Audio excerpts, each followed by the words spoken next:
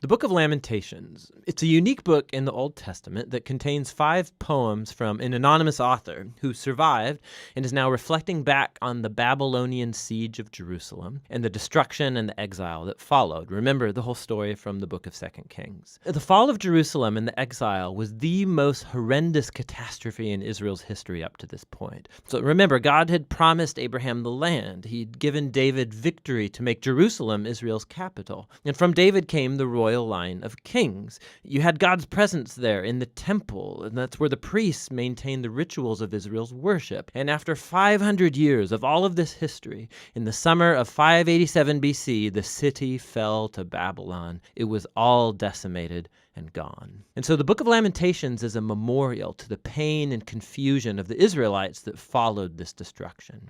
Now, the lament poems found here are not unique in the Bible. There's lots of them in the book of Psalms. And these biblical poems of lament, they do a number of things. They're a form of protest. They're a way of drawing everybody's attention, including God's attention, to the horrible things that happen in this world that should not be tolerated. They're a way of processing emotion. So in these poems, God's people vent their anger and dismay at the ruin caused by people's sin and selfishness. And these poems are a place to voice confusion.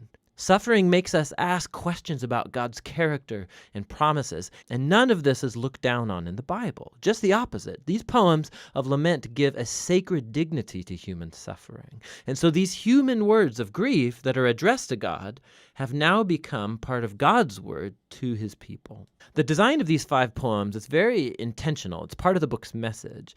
So chapters 1 through 4 are called acrostics, which means alphabet poems.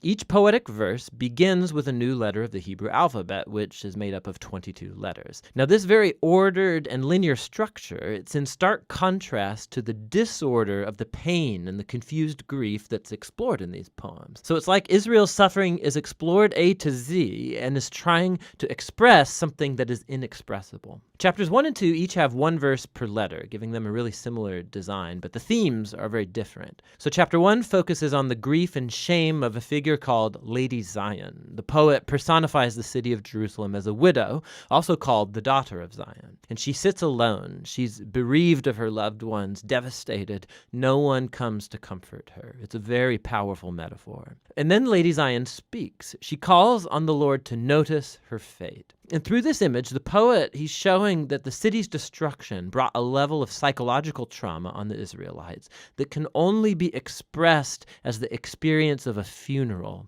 and the death of a loved one. Chapter 2 focuses on the fall of Jerusalem and how it was a consequence of Israel's sin and was brought about by God's wrath, which is a key word in this poem.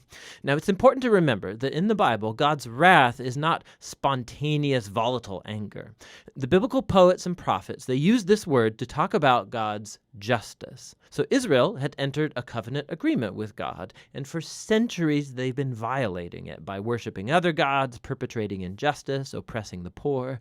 And so, yes, God is slow to anger, but he eventually does get angry at human evil, and he will bring his just anger in the form of punishment.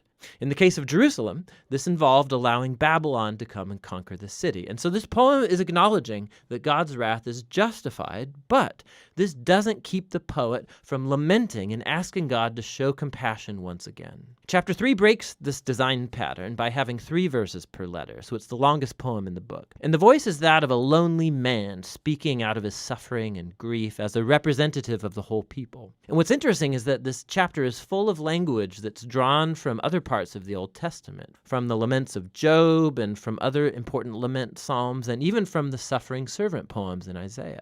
And the poet sees his hardship as a form of God's justice, like chapter 2 said. But paradoxically, this is what gives the poet hope.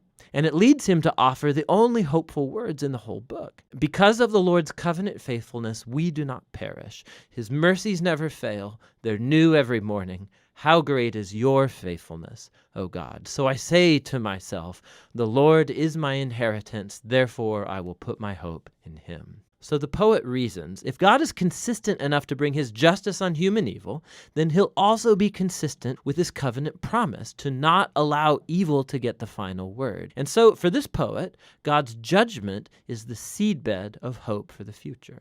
Chapter 4 goes back to the same alphabet structure as chapters 1 and 2, and is a vivid and disturbing depiction of the 2-year siege in Jerusalem. And it contrasts how things used to be in Jerusalem of the past and how terrible they became in the siege. So children used to laugh and play in the streets, but now they beg for food.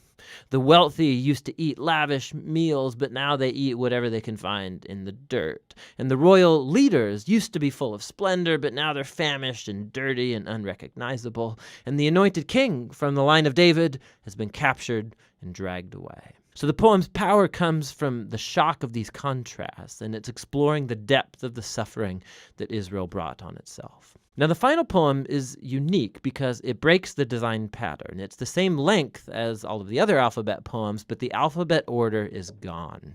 It's like the poet can't hold it together anymore, and his grief has exploded back into chaos. The poem is a communal prayer for God's mercy.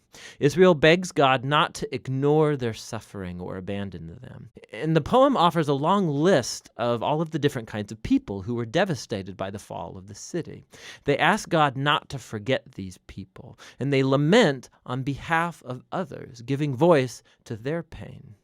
Suffering in silence is just not a virtue in this book. God's people are not asked to deny their emotions, but voice their protest, to vent their feelings and pour it all out before God. The book ends with something of a paradox. The poet acknowledges that God is the eternal king of the world, but also that Israel's circumstances make them feel like God is nowhere to be found. And so the final words of the book leave this tension totally unresolved. It asks, unless you've totally rejected us, and the book ends. The poet doesn't offer a nice, neat conclusion, much like our own experiences of pain and suffering. The story of the Bible doesn't end here, but this very important book shows us how lament and prayer and grief are a crucial part of the journey of faith of God's people in a broken world. And that's what the book of Lamentations is all about.